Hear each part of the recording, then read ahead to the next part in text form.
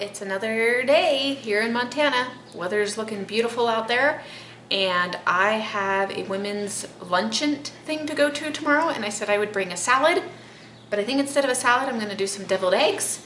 And as I peel 2 dozen eggs, I figured I would just kind of introduce myself, let you guys know how I grew up, and might let you kind of understand a little bit more why I homestead.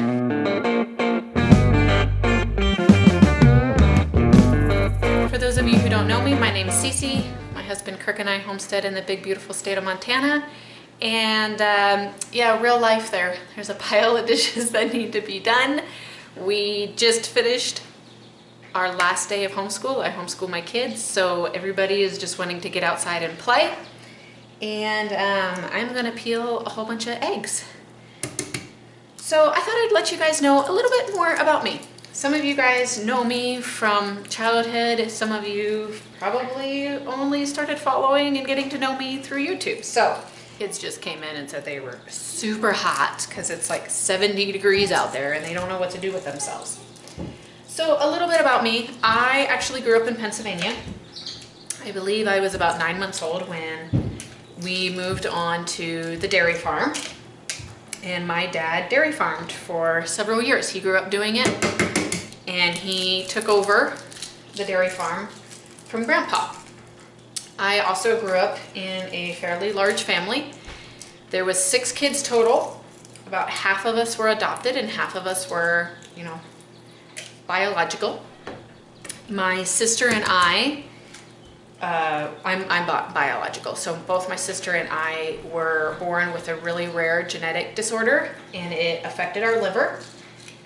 And eventually both of us ended up having transplants, liver transplant. I was 20 when that happened, and I believe my sister was 18 when that had happened. So that definitely shaped a lot of my childhood. It's shaped who I am as an adult.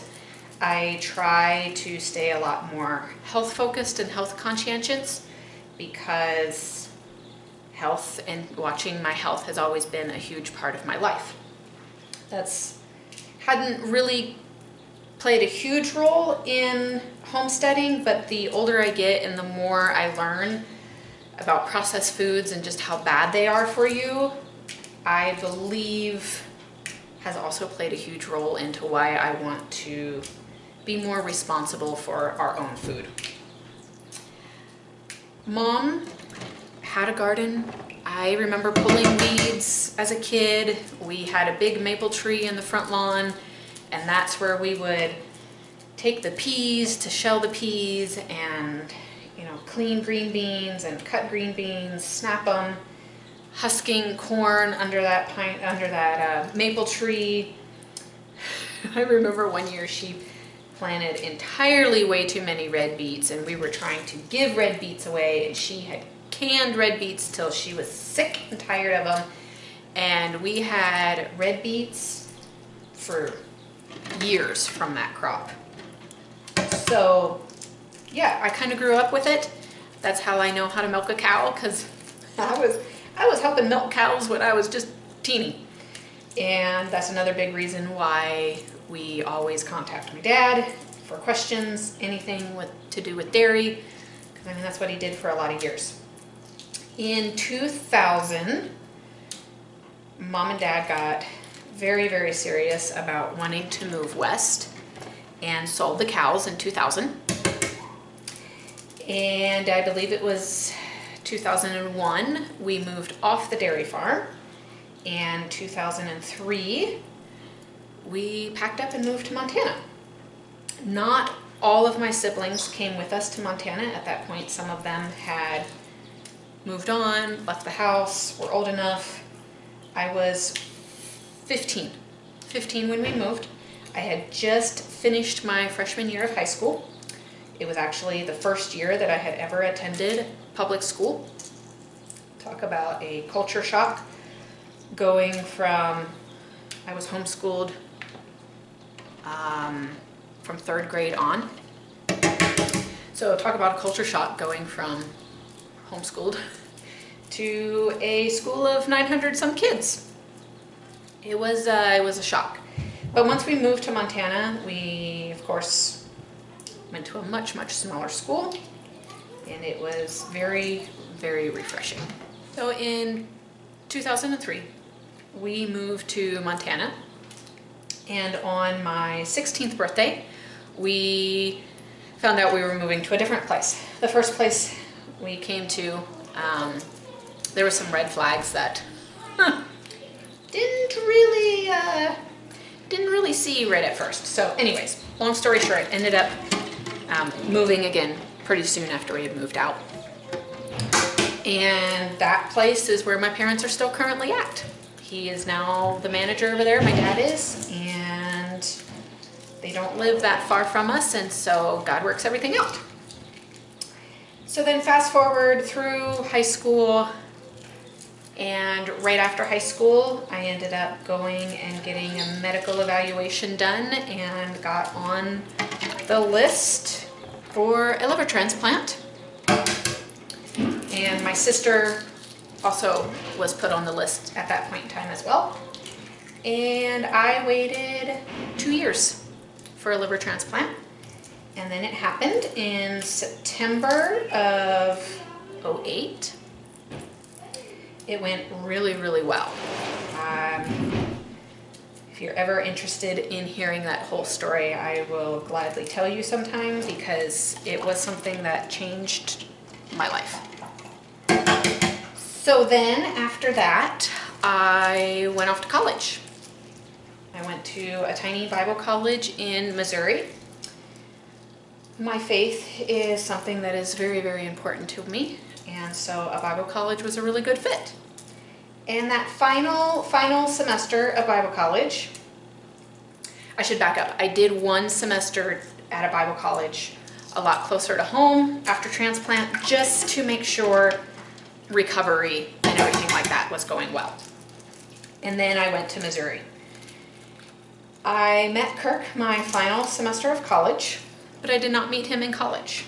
I came home for a quick visit and actually a doctor appointment and met him.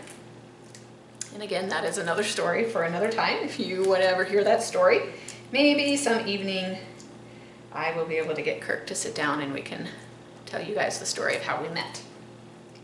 Because we were definitely set up, no doubt about it.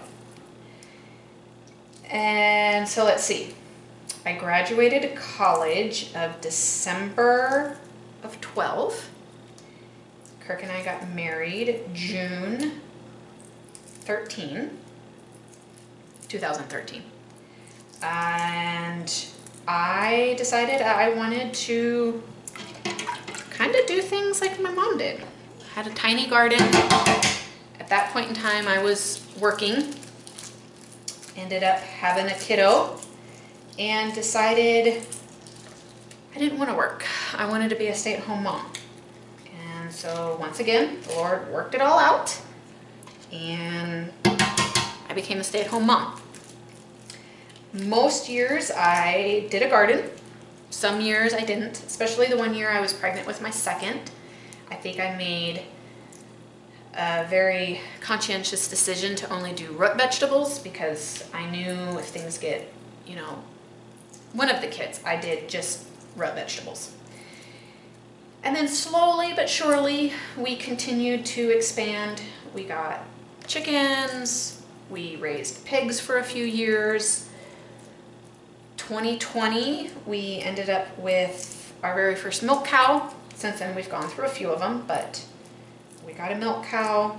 We tried sheep at one time for a while, and then the mountain lions discovered that we had sheep, and we've figured out very, very quickly that there was no way we could keep sheep, because the mountain lions were eating them. And we weren't getting any money from sales because they were being eaten. I always thought it would be fun to do goats, but again, if we can't do sheep, we can't do goats. I would like to do pigs again. That may be something in the future. We started doing not just laying hens, but also meat birds.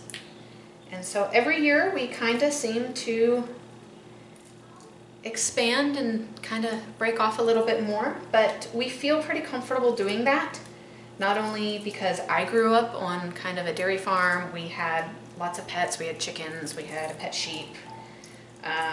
You know, we're very familiar, we grew up like that. Kirk did too. Kirk did too. His parents had milk cows and they raised chickens, and so part of our homesteading, we feel like we have an advantage because we grew up with it. Both our mothers had gardens, both our mothers did a lot of canning. You know, we feel like we are a lot more familiar with it, but every homestead's a little different and every family is a little different, and you have to figure out what works for you, for the homestead that you're at, the environment that you're at. But yeah, that's just kind of an introduction. Hope you guys got to know me a little bit more.